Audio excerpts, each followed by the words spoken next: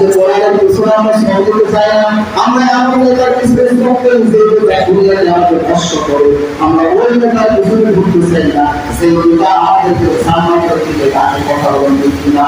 আপনারা বুঝেন না, ভালো মানুষ আমি আসলে আমের মানুষ, আমি দুপুরে দাওয়াতে যাই, দুপুর মানুষ অন্য ভালো হতে পারে অল্পের নাম আছে, হুজুর মানুষ নামাজ পড়াবে, নিয়াত করবে, এটা করে কাম করবে।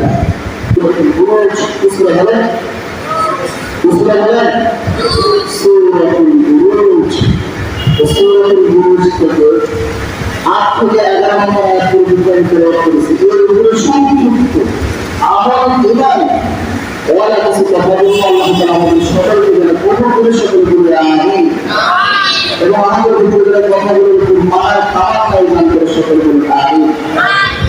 সকলকে হাজির আল্লাহ রাব্বুল আলামিন আমাদেরকে কোরআন নামক একটা গ্রন্থ দিয়েছে। কি দিয়েছে বলেন? নূর দিয়েছে। কোরআন পুরোটাই নূর।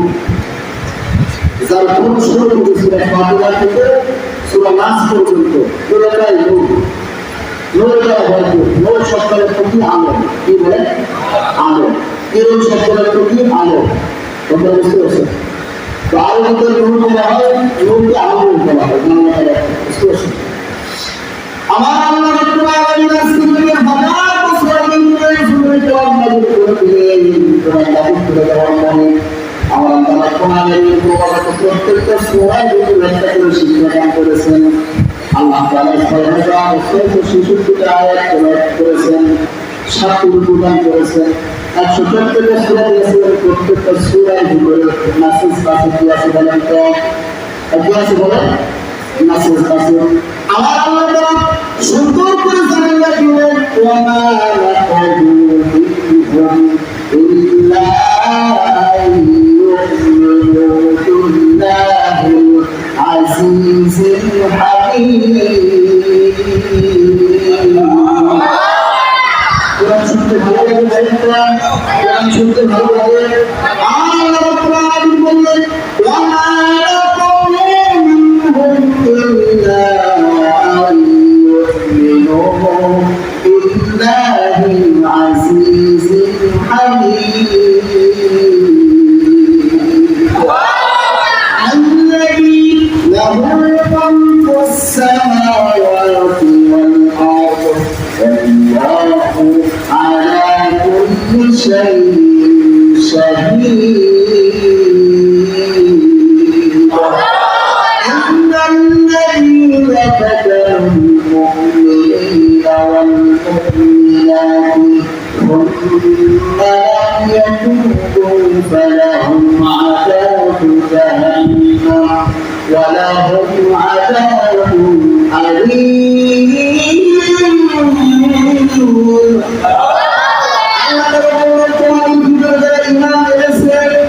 وما لهم بالله يؤمنون بالله إلا فإنهم يؤمنون بالله سبحان الله. أن ربنا لا يشرك به إلا أن يؤمنوا بالله العزيز الحميد الذي له ملك السماوات والأرض والله على كل شيء شهيد.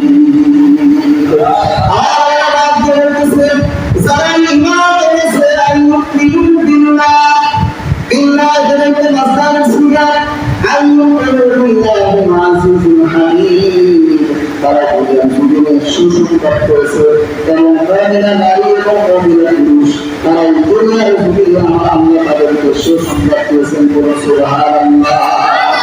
আল্লাহ তাআলা ডাকতে বলতেছেন, ওয়া মা নাকালুহু ইল্লা আন ইউমিনু বিল্লাহিল আজিজিল হামিদ। যারা ঈমান এনেছে, হোক তারা নারী হোক তারা পুরুষ, তারা উভয়ের আমার সম্মান করেছে। বলুন সুবহানাল্লাহ। আল্লাহ তাআলা সুন্দর করে সব থেকে কষ্ট করে যারা ঈমান করেছে এবং ঈমানের পিছনে লাগিয়ে রয়েছে।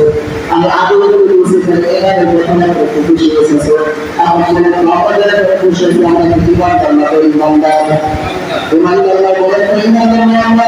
তাহলে আমাদের প্রতি আমাদের প্রতি আল্লাহর প্রতি রাখতে হবে, বন্ধু বিশ্বাস রাখতে হবে। ইন্নাল্লাহু আজিজুল হাকীম এবং তাকে বিশ্বাস করতে হবে। আমার আল্লাহ এখানে আলোচনা করেছেন। এখন আমি একটু আপনাদেরকে কাজ দিতে চেষ্টা করবেন। আল্লাহ রাব্বুল আলামিন বলবেন, যারা ঈমান আনলো এবং ঈমানের প্রতি অবিচল থাকলো, অটল থাকলো, আমি আল্লাহ রাব্বুল আলামিন তাদেরকে দুনিয়াতে সালাম দিয়েছি এবং জান্নাতের সার্টিফিকেট প্রদান করেছি। সুবহানাল্লাহ। বুঝতে পারছেন? যারা ঈমান এনেছে এবং এই ঈমানের প্রতি অটল থেকেছে, আল্লাহ তাআলা তাদেরকে কি দিয়েছেন বলেন? সালাম দিয়েছেন এবং জান্নাতের সার্টিফিকেট দুনিয়াতেই তাদেরকে দিয়েছেন। সুবহানাল্লাহ। এখন বলেন দেখুন, আমরা কয়জন জান্নাতে আছি? আমরা কি আগে ঘটনাটা জানি থাকবো? এরকম ঈমান আমাদের আছে? নাই। দুর্বল ঈমান, কিন্তু আমাদের মতো ঈমান এনেছিলেন হযরত খাত্তাব রাদিয়াল্লাহু তাআলা আনহু। আল্লাহ রাব্বুল আলামিন যখন তিনজন মানুষকে সালাম দিয়েছেন, এই আয়াতের ভিতরে বলা হয়েছে, ইন্না আইয়ুনা বিল্লাহি আমি এই ঘটনাটা তুলে ধরেছি, আপনাদের সম্মুখে তুলে ধরার চেষ্টা করতেছি। আমার প্রিয় বাবাজিরা, আল্লাহ রাব্বুল আলামিন সম্মুখে ভিতরে তিনজন ব্যক্তিকে সালাম দিয়েছেন। এক নম্বর হযরত খাত্তাব, দুই নম্বর নিজের ভিতরে হযরত সুমাইয়া, আর তিন নম্বর হযরত বিলাল। সুবহানাল্লাহ। কয়জনকে সালাম দিয়েছে বলেন তো? তিনজনকে। এক নম্বরের নাম কি? হযরত খাত্তাব। দুই নম্বরের সাহাবীর নাম কি? হযরত বিলাল। তিন নম্বর সাহাবীর নাম কি? হযরত সুমাইয়া। সুবহানাল্লাহ। আমার প্রিয় ভাইরা, মনের ভাইয়ের একটু নাম করে শুনেন। হযরত খাত্তাব রাদিয়াল্লাহু তাআলা যখন ঈমান আনার আগে যখন কাফির ছিলেন, কাফির থাকা অবস্থায় তার পোশাক ছিল লোহার কামান করা। কি করা বলে? লোহার বিসমিল্লাহ আমরা কামান বলি। কি বলে? কামান বলি। হযরত খাত্তাব রাদিয়াল্লাহু তাআলা তিনি যখন ঈমান আনার করলেন, ঈমান আনার করার পরে হযরত খাত্তাব রাদিয়াল্লাহু তাআলা তার মালিকের নাম ছিল ইবনে আম্মার। কি নাম ছিল? ইবনে আম্মার। মহিলা ভাবে ইবনে আম্মারের দরবারে তিনি লোহার কামান করতেন, কাজ করতেন। হযরত খাত্তাব পরে ঈমান আনলেন। ঈমান আনার পরে হযরত খাত্তাব রাদিয়াল্লাহু তাআলা আনহু আপনাদেরকে একটু বুঝার জন্য বলতেছি, যাতে ঈমান কাকে বলে একটু খেয়াল করে শোনেন। হযরত খাত্তাব যখন চুরি চুরি নামাজ পড়ে, রোজা রাখে, তাসবিহ করে, সবাই যখন এগুলো কাজের জন্য ব্যস্ত, হযরত খাত্তাব যখন দিনের আযান শুনে, দিনের আযান, হযরত খাত্তাব রাদিয়াল্লাহু তাআলা আযান শোনার সঙ্গে সঙ্গে কাজকাম সমস্ত কিছু ভালো হয়ে আসে, নামাজের ভিতরে বন্ধ হয়ে। সুবহানাল্লাহ। এ ভাইরা, হযরত খাত্তাব হঠাৎ করে একটু কাজ করতেছিলেন, অন্য আল্লাহর কাছে গিয়ে ডাক দিয়ে বলতেছিলেন, খাত্তাব, আমি শুনলাম তুমি নাকি ঈমান এনেছো, তুমি নাকি ঈমান এনেছো। আমি শুনতে পেয়েছি তুমি নাকি ঈমান এনেছো। আমি বললাম মাত্র খবর পেয়েছি। হযরত খাত্তাব রাদিয়াল্লাহু তাআলা তাকে বলতেছে, হ্যাঁ আমি ঈমান এনেছি, আমি ঈমান এনেছি। তুমি আমাকে কি বলবা? দেখেন সাহাবীদের ভিতরে তাদের ঈমান এত ছিল, এত শক্ত ঈমান ছিল, কারবারের সামনে দাঁড়াইয়া, ইসলামের সামনে দাঁড়ানোর পরেও তারা না স্বীকার যাইতেন না। সুবহানাল্লাহ। হযরত ওমরের শাসন আমলের ব্যবস্থার সময় যখন হযরত খাত্তাব রাদিয়াল্লাহু তাআলা ইসলামের কিন্তু টাকা হয়, তখন বুঝতে পারছেন হযরত খাত্তাব রাদিয়াল্লাহু তাআলা জোহরের নামাজ শেষ করে খাত্তাব রাদিয়াল্লাহু তাআলা মসজিদে পড়ায় চলে গেলেন। খাত্তাবের কিন্তু সবসময় একটা চাদর থাকতো। কি থাকতো বলেন? একটা চাদর থাকতো। কারণ এর পিছনে একটা ঘটনা আছে, সেটা বলতেছি। বলে উঠতে বলে হযরত খাত্তাব সবসময় গেলেন, সময় চাদর পড়তো।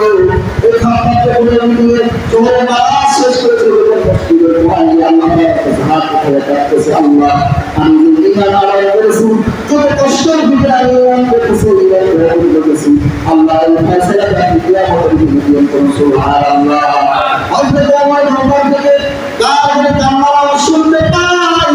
হযরত ওমর রাদিয়াল্লাহু তাআলা তিনি তাকে মসজিদের ডান পাশে কোণায় এক সাহাবী চাদর মুড়ি দিয়ে সুন্দর করে চোখের পানি তার কান মোবারক ঢুকে দিয়েছে।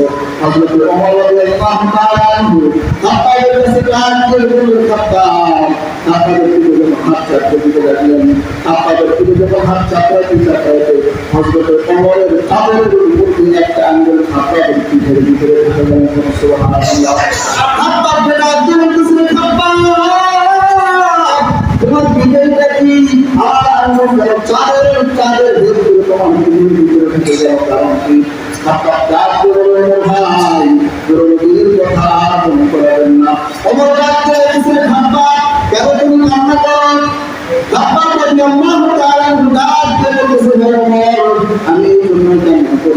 তোমার হাতটা তোমার হাতের আঙ্গুলটা যখন আমার ভিতরে ভিতরে ঢুকে গেল, তখন আমার ওই পুরো দিনের স্মৃতির কথা মনে পড়ে গেল। সুবহানাল্লাহ। হযরত ওমর ডাক দিয়ে বলতেছিল, খাব্বাব কি এমন করে কাহিনী কি পর কাহিনী আমাকে একটু জানাও।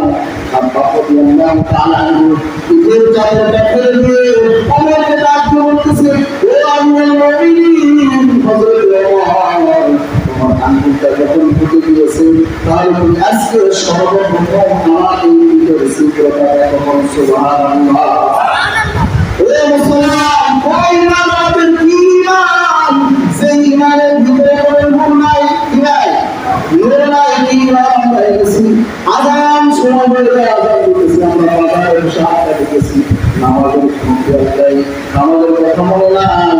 আপনি রাস্তা দিয়ে হাঁটতেছেন, সামান্য একটা রাস্তা চলে যাও, বলেন তো এইরকম গুরুত্বপূর্ণ ভাই মুসলমান হওয়া সত্ত্বেও যদি প্রত্যেকটা ওয়াক্ত নামাজ আদা হয়ে যায়, তাহলে ওই মুসলমানের মুসলমান কথার কোনো মূল্য থাকলো। অথবা খাবার কার্য বলছে ভাই আমার প্রবক্ত হলি, এই জন্য পিঠের সূত্র একটু দেখো, আমাদের তোমার সূত্র যখন দেখো, আমার প্রিয় ভাইরা, আমার প্রিয় বন্ধুগণ, হযরত ওমরের সূত্রে চোখটি পানি দিয়ে পড়তেছিল। হযরত ওমর কার্য খেয়াল করে দেখতেছে, খাবারের পিছনের কেন্দ্রের হাতের সঙ্গে ওই সূত্রটা হাতের সঙ্গে লেগে গিয়েছে এবং হাতটা কালো হয়ে গেছে। সুবহানাল্লাহ। আর একটু আস্তে বলে সুবহানাল্লাহ। চোখ বের করতেছি, হাত পা দিয়ে করতেছে। হযরত ওমর আমিরাল মুমিনিন, আপনি তো আমাদের ওমর তাআলা বলতেছে, খাব্বাব ভাই, আপনি বলে উনি দুষ্ট কাহিনী বলে বলতেছেন, আপনার বলে উনি অসুস্থ। খাব্বাব কাজ বলতেছে, ভাই আমার কোনো রোগ হয় না, আমার কোনো রোগ হয় নাই। তাহলে শোনো, পুরাতন কথা যখন খেয়াল করে দিলেন, আমি যখন আল্লাহর দরবারে কাজ করতেছিলাম, আমি যখন তোমার দমাচ্ছিলাম, যখন আমি নবীর কথা শুনলাম, আমি কোনোভাবে দেখা গেল খাব্বাব হচ্ছে 4 এবং 5 6 জন থেকে সাহাবী, তার মাথা হচ্ছে 7 5 6 এরকম, বুঝতে পারছেন? তার মানে বুঝে গেল ইসলামের প্রথম সারি একজন সাহাবী হযরত খাব্বাব রাদিয়াল্লাহু তাআলা বলতেছেন, যখন আমি কথা শুনলাম, আমি শুনেছি আল্লাহ কোরআন কারীমের ভিতরে বলেছেন, মুহাম্মাদুর রাসূলুল্লাহ।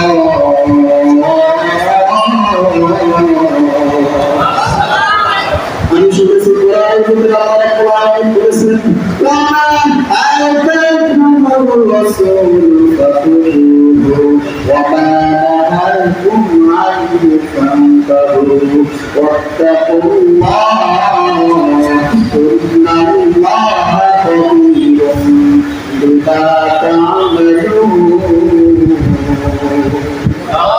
আল্লাহ বান্দাকে তো জোরে বলা যায় না বাবা, বলা যায় না। দেখেন খাব্বাবের কত কষ্ট, হযরত খাব্বাব বলতেছে, আমি যখন শুনেছি নবী মুহাম্মদ তার এত সুন্দর চেহারা, তার এত সুন্দর চেহারার ভিতরে আমি শুনেছি সেটা আল্লাহর কথা বলে, এই কথা শোনার পরে আমি ঠিক থাকতে পারি নাই, তাকে দেখার জন্য পাগল হয়ে গিয়েছে, পাগল হয়ে গিয়েছে। রাত্রে হয় আমার একটু কথাগুলো গভীর করতে বলছেন।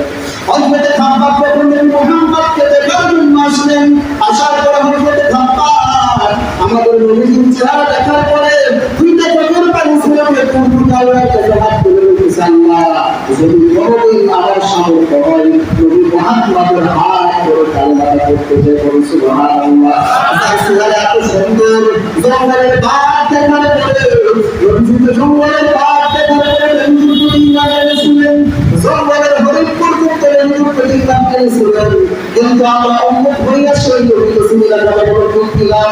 আজকে এমন একজনকে নেতা মানুষ, যে নেতা দুনিয়ার শুরুতে নেতা বানায় না, সবাই ভুল বানিয়ে রাখা যায়। আর কোরআনের কথা বলতে গেলে আগে আমাদের সবাই কথা বলে থাকে, হ্যাঁ, আজকে কোরআনের পিছনে আমরা সহযোগিতা চাই না। আমরা এমন নেতার পিছনে দুনিয়াতে আমাদের কষ্ট করে, আমরা ওই নেতার পিছনে ঘুরতে চাই না, সেই নেতা আমাদেরকে সামনে দিকে তাকে কথা বলেন দেখি না। আপনার বুঝেন নাই, ভালো মানুষ, আমি আসলে আমের মানুষ, আমি দাওয়াত দিতে যাই, ভুল মানুষ ওইটা ভালো হতে পারে, অল্পের দাম লাগছে, ভুল মানুষ কাজ করা নিজের করবে, এটা করে দেবো, আমি করবে, ওইটা ভালো হতে পারে, বুঝলেন না? ওইটা টাকা নিতে হবে, তাহলে মানুষের কানুন লাগবে না। কথা বলে ঠিক কিনা? হুজুরের কান ধরে বসে নামাজ পড়বেন না, করে ঘর আজান দেওয়া কথা বুঝলেন? হুজুরের জন্য বসে দেওয়া হয় আজকে বলে কোনো কথা বলা হচ্ছে, বলে বলে খুব কথা পছন্দ করছে, কথা বলতেছেন না তারা বলতেছে এই সময় আপনাদেরকে বলে যায় রিজিকের মালিক হচ্ছে আল্লাহ, কিন্তু কোরআনের পিছনে থাকবেন, সঠিক রাস্তায় থাকবেন, কোরআন থেকে দূরে সরে যাবেন, আপনি ট্রেন থেকে সরে যাবেন, ট্রেন লাইন থেকে সরে যাবেন, অ্যাক্সিডেন্ট করছে কথা বলবেন অ্যাকশন কি নিশ্চিত। এই জন্য সঠিক রাস্তায় যেতে হবে। আল্লাহ রাব্বুল আলামিন বলতেছেন ইহদিনাস সিরাতাল মুস্তাকিম। আল্লাহ তাআলা আল্লাহ রাসূল ফাতিহা বলতেছেন ইয়া আইয়ুহাল্লাযীনা আমানু দুখুলু ফিস-সিলমি কাফা।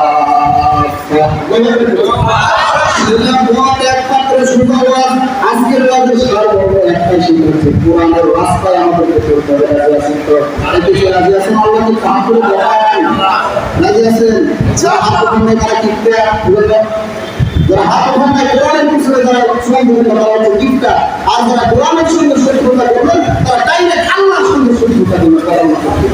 আর আমার আল্লাহ সঙ্গে একটু কথা বুঝতে পারছেন? আলোচনা ভালো লাগতেছে ভাই?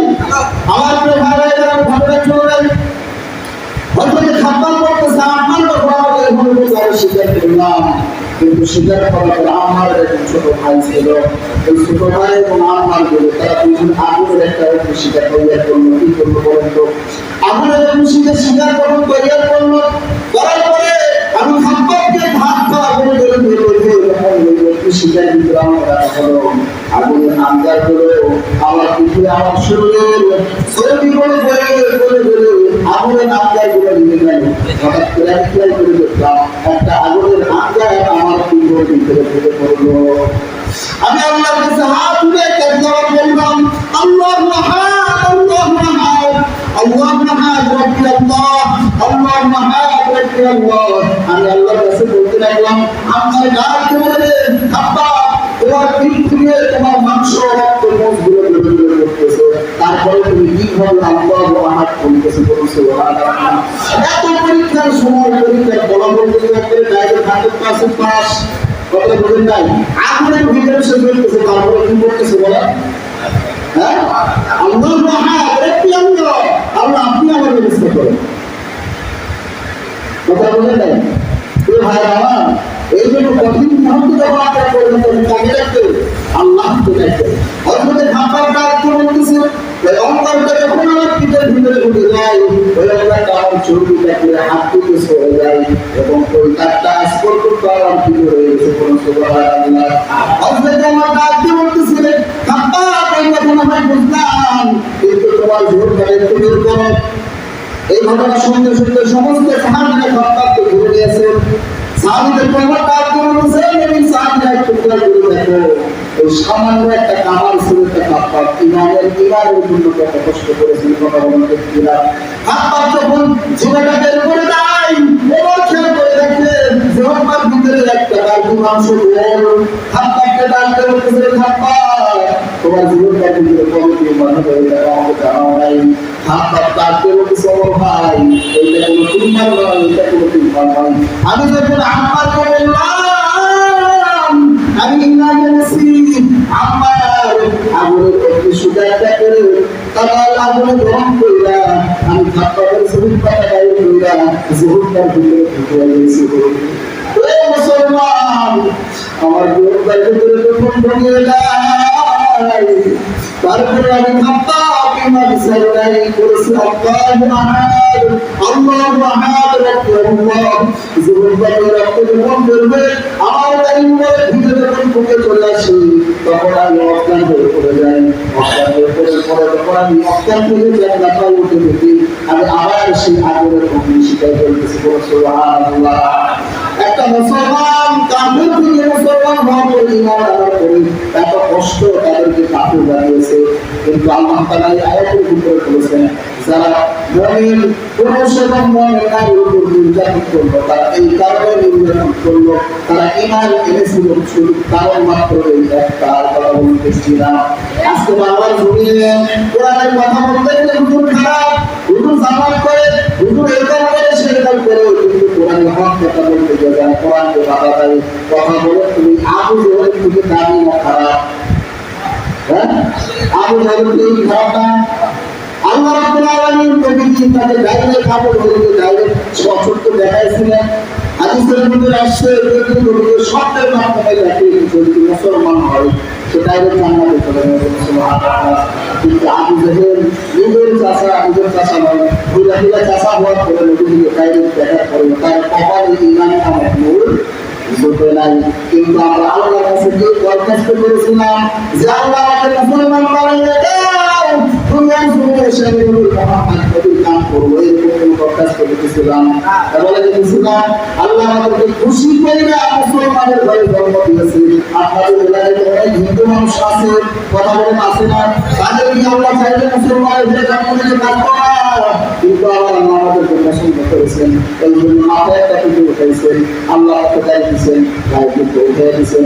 আপনাদের কি হয়েছে? আমি তো আপনাদেরকে বয়স কথা বলতে গেলাম, আমি যদি তাই যদি রাখা নবী মুহাম্মাদের কাজ করতে পারি, নবী মুহাম্মাদের দাঁড়ানো করতে পারি, আল্লাহর দাঁড়ানো করতে পারি, তাহলে আপনারা কেন পারবেন না? কথা বলতে গেলাম আল্লাহ রাব্বুল আলামিন সুন্দর করে জানাইয়া দিলেন, ওয়ালা আফলাহাল মুমিনুনা আল্লাযীনা হুম ফি সালাতিহিম খাশিউন। আল্লাহ কোরআন শুনতে ভালো লাগে, আল্লাহ কোরআন শুনতে ভালো লাগে, আল্লাহ বলতেছেন বলে আফলাহাল মুমিনুন, প্রকৃত মুমিন হচ্ছে বান্দা আল্লাযীনা হুম ফি সালাতিহিম খাশিউন। এই যুদ্ধে বলেছিলাম যারা খুশু এবং দায়িত্ব সহকারে মুসলমান এসে নামাজ তাদের মতো পালন করে, তারাই হচ্ছে প্রকৃত মুমিন। আল্লাহ রাব্বুল আলামিন শুধু কোরআন বলেন নাই, এই কোরআন আমাদের উপর নাযিল করে দিয়েছিলেন, তার আগে কোরআনটা পাহাড়ের উপর নাযিল করে দিয়েছিলেন।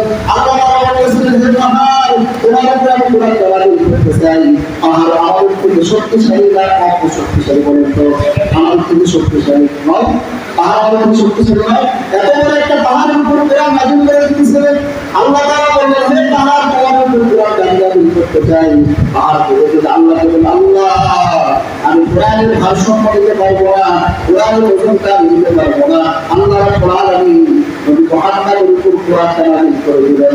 এখন দেখেন দুনিয়ার জীবনে আল্লাহ কি ভাবে দেখাচ্ছে, ছোট্ট একটা বাচ্চা কোরআনের হাফেজ, কোরআন অন্তরের ভিতরে নিয়ে ঘুরতেছে, কোরআন অন্তরের ভিতরে নিয়ে ঘুরতেছে। আপনি আমার কিন্তু মোহাম্মদের সূরা ফাতিহা সহিত বলতে না, কিন্তু ছোট্ট একটা বাচ্চা কোরআন ভিতরে ঘুরতে নিয়ে গেছে। ডাক্তাররা বলতেছে, বৈজ্ঞানিকরা বলতেছে ওই বাচ্চার ভিতরে কোরআনটা কোন জায়গায় আছে কোনো ডাক্তার খুঁজতে পারবে না।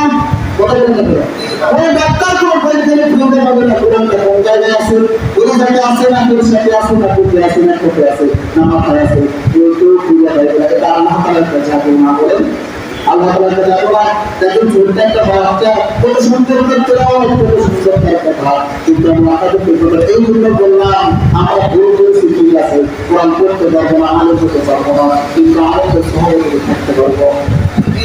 কথা বলতে পারবো না, কোরআন পড়তে পারবো না, বলতে পারবো, আলোচনা সহজে থাকতে পারবো, এইটাই আমাদের দায়িত্ব, এটাই আমাদের উপর খরচ। কথা বলবেন না? আমি কিন্তু কমিটিতে পড়াশোনা করছি, যখন আল্লাহ সাহেব মারা যায় তখন একটা ভিডিও করছে, আজকে আমার ক্যামেরা আছে, ক্যামেরা ভালো গেছে, বুঝতে পারছেন? ইউটিউবে আমার চ্যানেল আছে, তখন সাইড সাহেবকে একটা ভিডিও বানিয়েছিলাম আমার জন্য। এই একটা ভিডিও করার আপনাদের বলতে ছিলাম, বুঝতে পারছেন? প্রচুর বাজারে বড় একটা মসজিদে আমি আমাকে করছি, ওখান থেকে নামাজ অবস্থায় আমাকে ধরে নিয়ে গেছে। এইরকম বক্তব্য দিতে আমাকে এসে বলছে চলে কোথায় সাইড চলে 3 দিন ধরে রাখছে, বুঝতে পারছেন? রিমান্ডে জানান দিয়েছিল বলে কিন্তু পারে নাই, তাই সময় আমার মামা গজল করেছে, তখন বগুড়া ঢাকা হচ্ছে এমন স্বামী এবং ঢাকায় কাজ করেছে।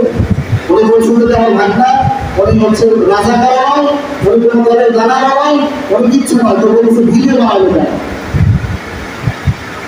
বলতেছে কি ভিডিও কেন বানাবো? এখন বলেন তো আপনি একটা মানুষ, আর মুসলিম আপনি মুসলিম, একজন মুসলমান একজন মুসলমানের ভাই, আপনি যদি একটা ভুল করেন বা আপনি যদি একটা কিছু করেন বা আপনি যদি মারা যান, আপনার ভিডিও করলে তোমার ভুল হবে? হ্যাঁ বলেন, এই যে আমি ভয় করতেছি, ভিডিও করতেছি, আমাকে ভালো হচ্ছে, এটার ভিতরে শিক্ষা হয়েছে, এই ভিডিওটা কেন বলে না? আর বলছি না একটা কথা শুনে আমি বলছিলাম যে সাইদি সাহেব কখনো বলতে পারে আমাকে মারা হয়েছে, কথা বলেন, তাকে কি করা হয়েছে, তাকে মারা হয়েছে, কথা বলেন নাই। আমি মনে করি আমার দলে যদি ভুল করে আমি সমালোচনা করতে পারবো, কারণ 4 জায়গায় সমালোচনা করা খরচ, কয় জায়গায়, 4 জায়গায়। তার প্রথম হচ্ছে দেশের প্রধান যদি ভুল করে সমালোচনা না করলে সেটা হবে দেবে, সে ভুল শুধরানো যাবে না। এইরকম 4টা জায়গায় সমালোচনা করা খরচ। এখন এরা মনে করে হুজুরের মসজিদে প্রতি রাজনীতি করতেছে। আরে বেটা রাজনীতির রাজনীতি বোঝো, হ্যাঁ রাজনীতির রাজনীতি বোঝো, রাজনীতি তো কোরআনই তো রাজনীতি, পুরো কোরআনটাই তো রাজনীতি, কথা বলে ঠিক না? ওগুলো তো আমার অন্ত পৃথিবীর খলিফা ছিলেন, কথা বলেন নাই, হযরত ওমর অন্ত পৃথিবীর খলিফা ছিলেন, তিনি রাস্তাতে একটা ঢুকে যাচ্ছেন, গরিবরা একসাথে যুবকদের এক কাম করতেছে, কি কাম করতেছে, কোরআনের শাসন করে দেয়। যুবক যখন মদ পান করতেছিলেন, ওমরকে দেখার পরে কেমন অবস্থা, যুবককে ডাকতে বলতেছে, তুমি যুবক এখানে কি করা করে বলতেছে, রবি কিচ্ছু করে না, তো বলতেছে তোমার হাতে কি, বলতেছে হাতে কি এরকম করো, কি বলতেছে দুধের বোতল, কিন্তু হাতে কিসের বোতল, সত্যি করে কিসের বোতল, মদের বোতল, মদের বোতল, দুধের বোতল পাইয়া যুবক যখন পিছনে হাতটা বাইরে দিয়েছে, বলতেছে বাবা এত রাত্রে ঘোরাফেরা করা ঠিক না, যদি তোমাকে পুলিশে থাকে তাই যদি থানায় নিয়ে যাইব, বলেন না। আমার যাওয়ার পরে যুবক খেয়াল করে দেখতেছে কি রে খাইলাম মদ, ওমরকে বললাম দুধের বোতল, বোতলটা সামনে রাখে, সত্যি সত্যি মদের বোতল দুধের বোতলে পরিণত হয়ে গেছে। এটাই হচ্ছে ওমরের শাসন। আর যে ওমর দুনিয়ার জমিনে আল্লাহ তাআলা সালাম করেছেন, সার্টিফিকেট করেছেন কিসের, জান্নাতের। তো আমরা রাজি আছি তো ইনশাআল্লাহ, কোরআনের বিষয়ে বলতে রাজি আছি তো ইনশাআল্লাহ। আল্লাহ তাআলা সকলকে কবুল করুন, সকলে বলে আমিন। ওয়া আখিরু দাওয়ানা আলহামদুলিল্লাহি রাব্বিল আলামিন।